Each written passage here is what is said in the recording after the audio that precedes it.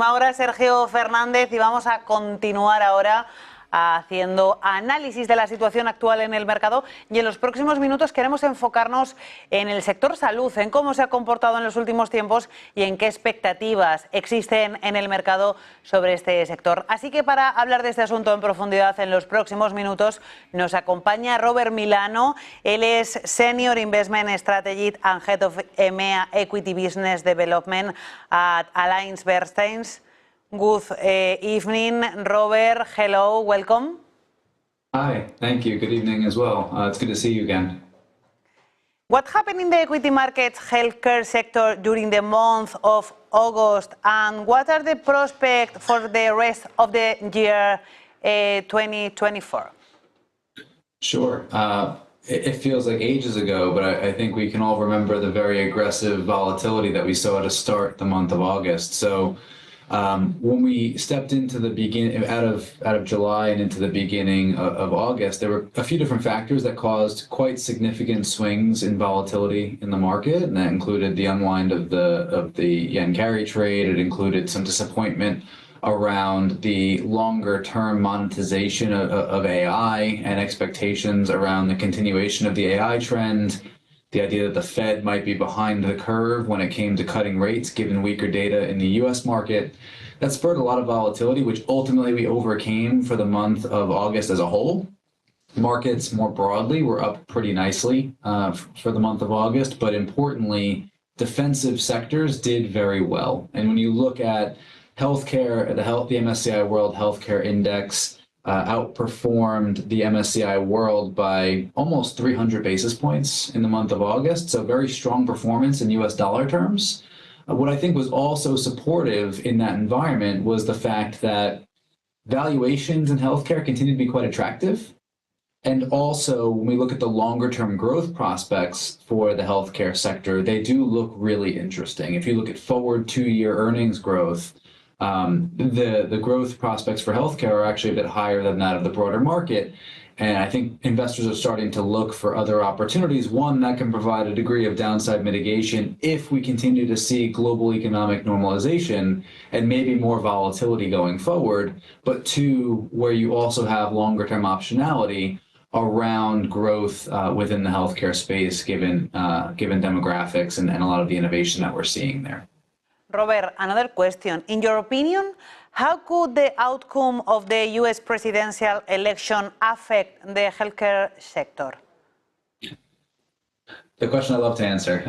So we've continued to see a lot of evolution in the US political landscape over the course of the last month and a half or two. The short answer is that we don't expect any really meaningful disruption as a result of the election in the US. So there'll probably be a pickup in rhetoric, especially as we approach the debates and as we get closer to the election more broadly. But the likelihood that we see really significant disruptive change is pretty low, in our opinion.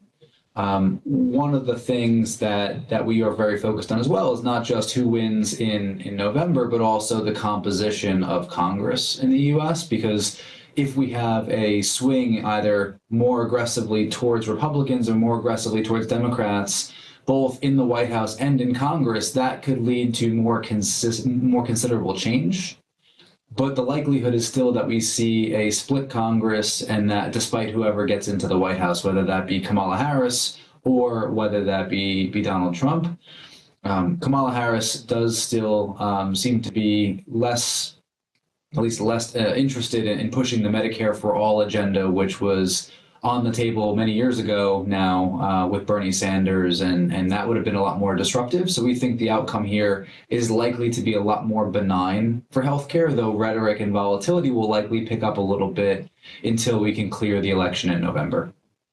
Robert, how are disruptive technologies evolving in the healthcare sector, and what impact could they have on companies in the sector? There's a lot of really interesting technology that we can kind of look through today, and there's a lot of issues as well that we still don't have any kind of real treatment for. So there's a lot of innovation on the AI side, which we don't think have been appreciated properly in the healthcare space, whether that's companies that are using AI for productivity, if it's companies that are using AI to help augment outcomes for patients, next generation drug development. So there's quite a lot there that we think is really interesting that many investors have overlooked as they've kind of pursued AI specifically in areas like technology. So that's one area where if you're thinking about robotic surgery, for instance, that we can use AI to better identify areas for training and for development for doctors and surgeons who are using these tools to improve the outcome for the patient. You can use AI in a way that can help to really significantly improve diagnoses so that you're properly identifying issues at earlier stages, which helps to improve the effectiveness of treatment and care and helps to reduce the cost for the healthcare system more broadly. And then we have a number of other things like new drug development, medical devices, which are helping to provide less invasive procedures that help to be a lot more effective and reduce costs for the system.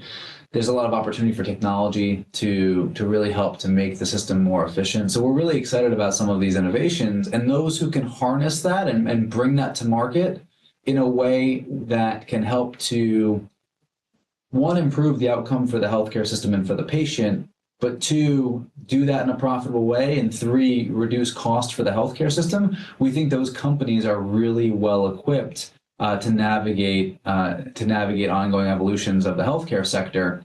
So we're really excited about that. But the key thing that we're focused on is not being anchored to any one driver of innovation, right? We don't necessarily want to invest in something solely because they're exposed to AI. We want to have a productive business today that has longer term optionality associated with some of these innovations. Robert, another question. Where do the team find some of the more interesting opportunities within the healthcare sector today? So we still think that GLP-1s are quite interesting. I know there's been a lot of enthusiasm within the healthcare space around the longer term optionality behind weight loss and diabetes. We believe that there's going to be a really significant opportunity there longer term as these drugs continue to get into more people's hands. It helps to reduce the overall number of obese people globally. That number isn't unfortunately growing. So if we can help to reduce that, it will help to reduce additional issues longer term, whether it's heart disease or any kind of other adjacencies, if it's things like knee replacements or hip replacements. There's a lot of opportunity there, and that will also have ripple effects to other parts of healthcare. You think about drug distribution, for example, that will help drug distributor volumes, and there's other opportunities to deliver either less frequent injections to make the experience more pleasant for you as a patient. There are the possibility that these drugs can treat different ailments beyond just weight loss, whether that's addictive behaviors, alcoholism, things like that. So they think this is still pretty early stage, but there are a couple of leading companies in this space who have very effective treatments. The problem has been distribution and supply of these drugs to meet demand. And some of the more important, some of the larger players in this space have been investing very heavily in building out their manufacturing capabilities to meet that supply and demand imbalance. And that, in our view, will help to further build out their longer-term competitive moat, because that CapEx needed to really build out those manufacturing and distribution capabilities are going to make the hurdle to get into this market a lot more challenging, or a lot higher, if you will. So that's one area that we think is quite interesting. And then as we look beyond just the GLP-1s, thinking about things like new treatments for drugs like, or for issues like pulmonary hypertension, for example. So what we're really excited about is the longer term optionality, where you've got a good business that is very profitable today and has then a number of potential investments in the pipeline that can help to drive longer term growth. Robert, before finish, how is the AllianceBernstein International Healthcare portfolio different from other funds? It's a good question. It's a one place that we think we have quite a different approach. So when we look at this strategy versus others, many investors will try and approach the healthcare sector by investing thematically, whether that is in biotech or oncology or some more targeted exposures within the healthcare space. Our approach has been one that anchors very closely to businesses, not science. And that sounds a bit counterproductive considering that this is a healthcare strategy after all. But our view is that if we can identify really strong businesses within the healthcare sector, that those businesses can really effectively compound their growth over time and deliver more consistent risk-adjusted returns for clients. So that means that we are not trying to employ a team of doctors to try and figure out who the next company is that will deliver the next blockbuster drug that will drive longer-term growth, but instead we want to focus on which companies have been successful in bringing new drugs to market, where the business today is driving a lot of profitability. The management team is then very disciplined about deploying that capital back into the business, into new and innovative technologies to try and drive the next leg of growth, to give themselves as many options or many shots on goal as possible, so that when the core business eventually begins to slow, they have multiple other opportunities to win. So that for us is a really differentiated way of really managing in this space. Also, we employ a very strict risk control around many of our positions. One, by the types of companies we invest in, looking for profitable growth businesses within healthcare, but two, the way we exit positions, the way we manage risk and try and derive as much of our portfolio risk as possible from stock selection versus factor or country or sub-industry exposures. We want to minimize those drivers of risk as much as possible. So all of this is really built around the bottom-up stock selection. And the reason that we're not focused on the science is that over time, it's shown that about 90% of drugs, a bit more than 90% of drugs that companies try and bring to market fail. So your success rate is less than 10%. So for us as investors, we think it's a very low probability that we can choose those drugs that will be in that 10%.